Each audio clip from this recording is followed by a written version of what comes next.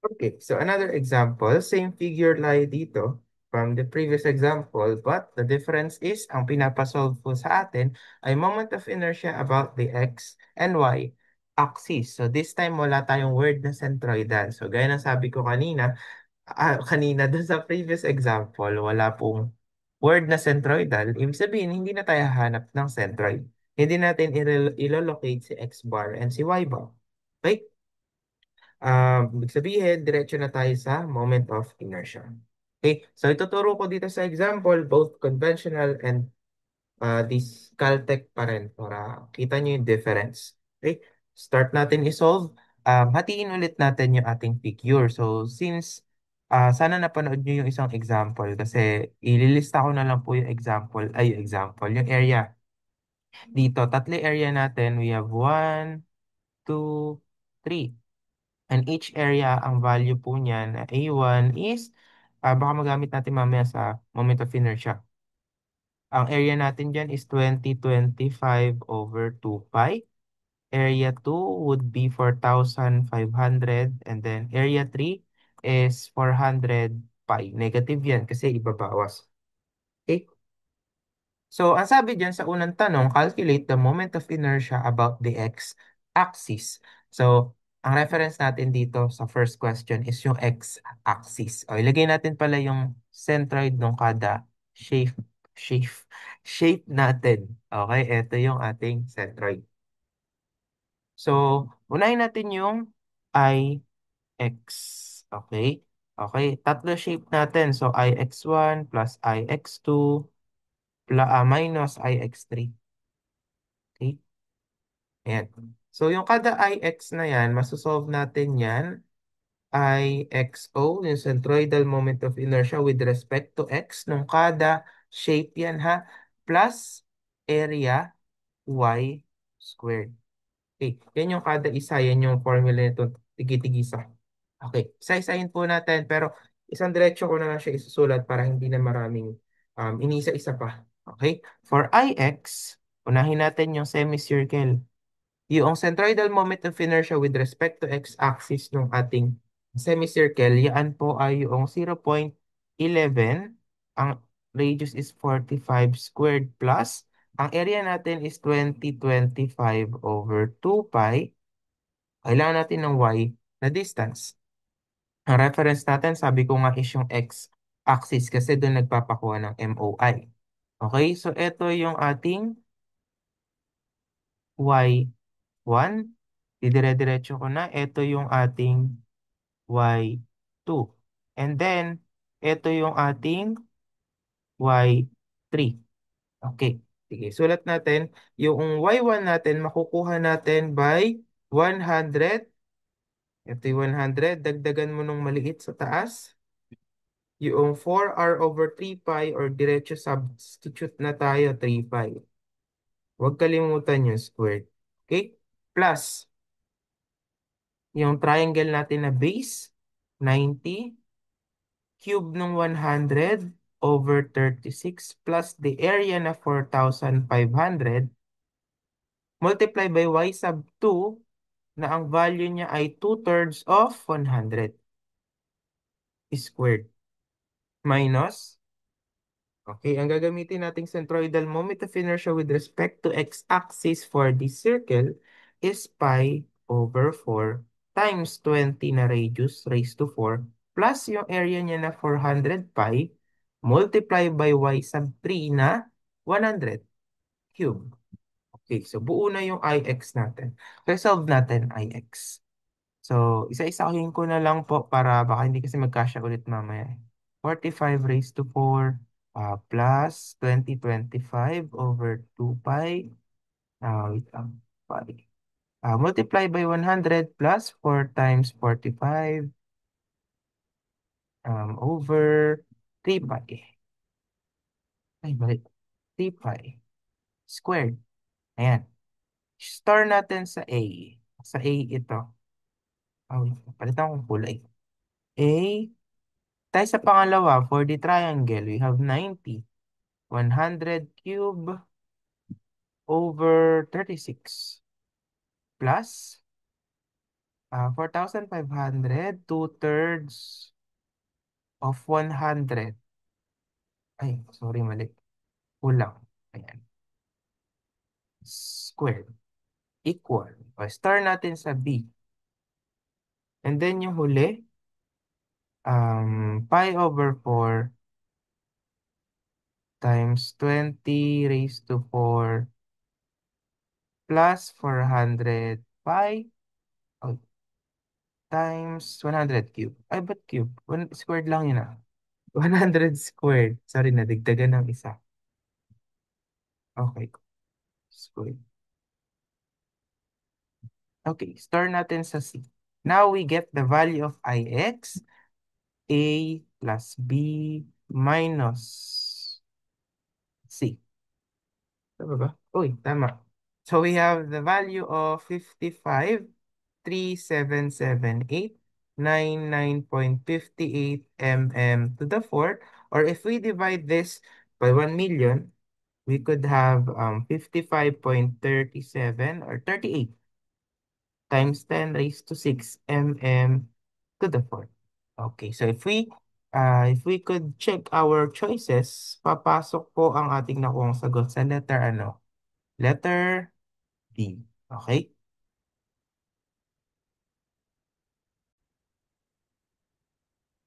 Okay, so let's proceed to our next part. Calculate the moment of inertia about the y-axis naman yung tinatanong. Okay, so ngayon po, ganun ulit, pero IY naman yung gagamitin natin. IY, okay, tatlong shape, ibig sabihin tatlo din yan. IY1, IY2, again, minus IY3. The formula would be IY is equal to the centroidal moment of inertia with respect to y-axis nung kada isang section natin. Plus area, since y yung reference, x distance ang kailangan. Okay? Palitan lang natin ito. Green. Ay, sorry. Palitan natin na ibang kulay. Blue. Okay. So, isa-isahin natin. Meron tayong semicircle, we have triangle and circle. So, isang diretso na lang for IY. Doon tayo muna sa semicircle. The formula would be pi over 8. Kasi nga po, y-axis na yung reference natin. Kaya nag-iba yung kanyang formula. Times the radius na 45 squared plus area na 2025 over 2 pi. Times the distance of the centroid papunta sa reference na y-axis. Ito po iyon. Ayan. Yan yung ating, ay sorry, x pala ito. X sub 1. Ayan, x sub 1. And then yung ating x sub 2 is ito yun. Ayan, x sub 2. And then yung x sub 3, parehas lang yan sa x sub 1. Kasi magkatapat lang naman sila. Okay. X sub 1 is 45. Okay, 45 square plus, dun tayo sa triangle, ang base natin, magiging height times base cube na siya. Tama po ba? 'Di ba? Height is 190 ang kanyang base cube over 36 plus the area na 4,500 multiply by the distance 2/3 of 90 squared.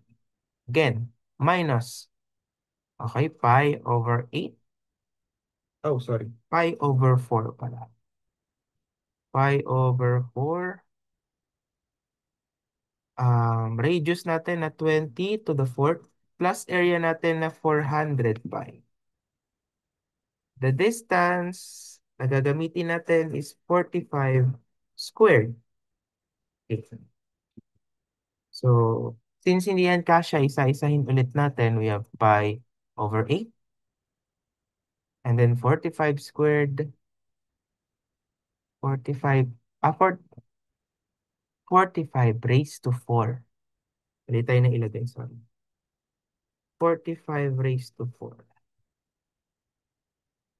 Raised to 4. Okay. Plus 2025 over 2 pi. Okay. Times 45 squared. Okay. So, lagay natin shift sa A. Shift A.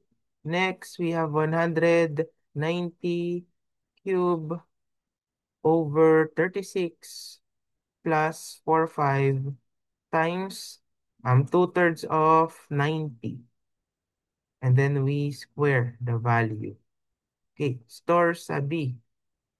Next, pi over 4 times 20 to the fourth plus area na 400 pi times 45 squared.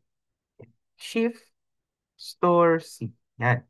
Okay, alpha A plus alpha B minus alpha C.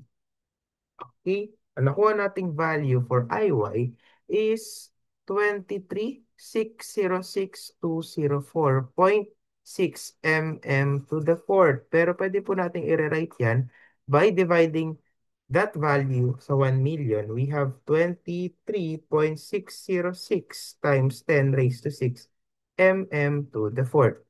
If i-check po natin yan sa ating choices, saan siya papasok na letter? Okay, so pinakamalapit is letter C. Okay. So I know marami na naman tayong sinulat kahit medyo shortcut naman na yung solution natin or medyo mas maikli. Pero if you want to solve the problem using calculator technique, meron din po yan. Kahawig nung kanina pero nag-iba lang ng konti yung ilalagay nyo na value. Okay. So doon tayo sa may calculator technique. Same lang din naman ang process. So, kung hindi pa tayo nakapag-solve ng area, solve the area first. And then after that, ganun sa kanina, di ba? Sinolve natin yung ating um, centroidal moment of inertia, X and Y, ng ating shape. Ano? So, na-format ko na kasi itong nasa may calculator emulator yung value. So, ulitin lang natin i-input. So, tatlong shape yan. Yung una ay yung para dun sa semicircle. X muna tayo. So, may IX. IX. Ayan. So, kunin muna natin yung IXO. Doon sa semicircle ay 0.11, 45 to the fourth, plus, doon naman tayo sa triangle. Base times height cube is 90 times 100 cube over 36, plus, doon naman sa may circle, pi over 4, 20 to the fourth. Input lang natin yan sa calculator, 45 raised to 4 plus. So may triangle, we have 90, 100 cube over 36. Tama ba? Okay. Plus pi over 4. Then 20 raised to 4. Ayan. So ngayon po, i-store natin ito sa A. Store natin to sa A. Then proceed tayo sa IYO. Okay. Yung para sa semicircle naman with respect to y-axis, yan yung pi over 8. And then, lagay nyo yung radius raised to 4. Plus, doon sa triangle naman, babaligtarin lang natin si base and height. Ang naka-cube na dito is si base 36. Plus, same lang si circle. 20 raised to 4. Okay? Input natin, we have pi over 8 times 45 raised to 4. And then plus 100 times 93 over 36. Oh, sorry. Parang mali ako nang nagawa kayo. Okay, ulitin ko mamaya yung nando sa A. Mali tayo dito. Minus po dapat yun. Oh. Okay, sorry po. Okay, minus pi over 4. 20 raised to 4. Yan. I-store natin yan sa B. Okay, nasa B na yan. Balik ako dun sa kanina, buburahin ko lang ito. Ayan, minus po dapat yan kasi babawas nga natin yung circle. Okay, balikan ko yung kanina. Ito, minus yan. Minus. Equals. Lagay natin sa A. Okay. So, after natin mag-store ng value sa A and B, punta tayo sa mode, stat, quadratic equation, number 3. Okay, and then naka-off na yung friction natin, i-on lang po natin yan. Ayan. So I'm sure nakuha niyo naman ako paano i-on and i-off yung frequency dun sa may calculator. Okay? So ulitin natin yung ginawa natin kanina. Maglagay tayo ng X and Y values. Okay? Ang reference natin na gagamitin is yung X and Y axis. For X values, dito sa X column, ang reference mo dyan is Y axis. So ano ba yung mga values na yan? Okay, x sub 1 is the distance of the centroid ng semicircle papunta sa reference mo na y-axis. Okay, nakalagay naman na sa figure. Ano ba yung sukat ng x sub 1 na yun? Hindi po ba? Siya rin naman si 45. Okay? For the x sub 2, ito yung 2/3 ng 90. Okay? Na-explain ko naman na doon sa isang example yun kung ba't naging 2/3. Okay? 90. And then, number 3 is 45 lang din. X sub 3 is 45 lang. Para sila, magkatapat lang sila ng centroid ng semicircle. For y values naman, y sub 1 is the distance of the centroid of semicircle papunta sa x-axis na reference mo. Ano po ang distance na yon? Yun yung 100 plus, ito yung ano medyo critical yung pagkakatype. Mag-iiba yung value pag mali ka dyan. Yung 100, dagdagan mo ng 4 times 45 over 3 pi. 119 dapat. Yun, tama tayo. So, y sub 2 would be 2/3 again. 2/3 naman ng 100. Kanina 90. Okay? And then lastly, y sub 3 would be 100. Yan. The next, the area of the shapes natin, 2025 over 2 times pi. Okay. And then, yung triangle natin is 4,500. And then, negative 400 pi for the circle. Ayan. Kumpleto na po yung data natin. Ngayon po, pag kukuha tayo ng Ix and Iy, i-AC ko muna yan. Ganito ha. Ito yung Ix. Kanina po kasi, ito yung kaninang ginamit natin. O kanina ito yung ginamit nyo. Nakastore sa A plus summation of y squared minus n y bar squared. Yan yung kanina. Pero po ngayon, ginagamit kasi to sa centroidal. Ito pag hindi centroidal. Yung nakastore sa A plus, okay? Ipa-plus natin is summation summation double check ko lang po, summation of y squared minus y bar squared. Ano napapansin nyo? Parang nawala lang yung n. Ano? So, yan yung gagamitin natin sa non-centroidal. Okay? Kapag walang word na centroidal at may reference na binigay, ito po yung gagamitin natin. Okay? So, buburahin ko lang yung nasa baba. Yan. Okay, so Ix would be, input natin sa calcu. Yung nakuha natin sa A, dagdagan natin ng summation of y squared. Paano natin kinukuha yon? Shift 1 sa stat, then sum pang number 3. Minus shift 1, 4 yung sa variance, y bar 5, and then squared. Okay. Ang lalabas is uh, 553,704,85.12. So, kung i-divide natin yan sa 1,000,000, nasa 55.37 times 10 raised to 6. Sige, susulat ko lang po. Ix is 55.37 times 10 raised to 6 to the fourth. Kung napapansin nyo, may discrepancy, di ba?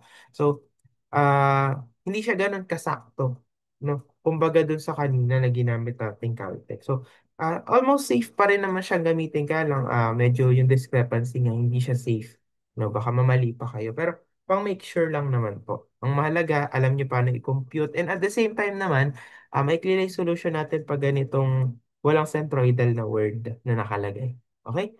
And then next, doon tayo sa IY naman po. Yung nakastore sa B, dagdagan natin naman ang summation of x squared minus x bar squared. Ayan.